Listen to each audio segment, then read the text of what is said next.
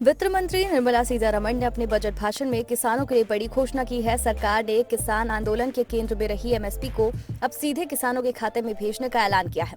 इस सत्र में 163 लाख किसानों से 1208 मीट्रिक टन गेहूं और धान खरीदा जाएगा। बजट भाषण में निर्मला सीतारमण ने कहा कि एमएसपी के जरिए किसानों के खाते में 2.37 लाख करोड़ रुपए भेजे जाएंगे।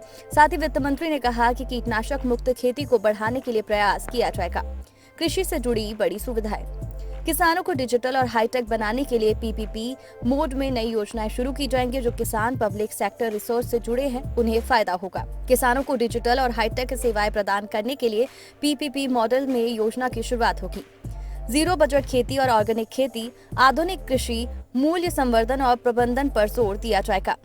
बजट भाषण के दौरान निर्मला सीतारमण ने केन बेतवा नदी जोड़ने की परियोजना की घोषणा की। ये परियोजना 44,000 करोड़ रुपए की लागत से शुरू की जाएगी। इससे करीब 9 लाख किसानों को लाभ होगा। फसल मूल्यांकन, भूमि रिकॉर्ड, कीटनाशकों के छिड़काव के लिए किसान ड्रोन के उपयोग से कृषि और कृषि क्षेत्र में प्रौद्योगिकी की लहर चलने की उम्मीद है। नाबार्ड के माध्यम से किसानों के लिए फंड की सुविधा, स्टार्टअप एफपीओ को सपोर्ट करके किसानों को हाईटेक बनाया जाएगा।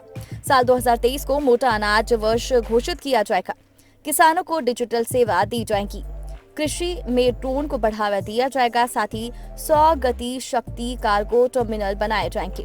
गंगा के किनारे 5 किलोमीटर चौड़े गलियारों में किसानों की जमीन पर फोकस के साथ पूरे देश में रसायन मुक्त प्राकृतिक खेती को बढ़ावा दिया जाएगा। बजट से जुड़ी हर अपडेट के लिए हमारे चैनल को सब्सक्राइब कर लीजिए।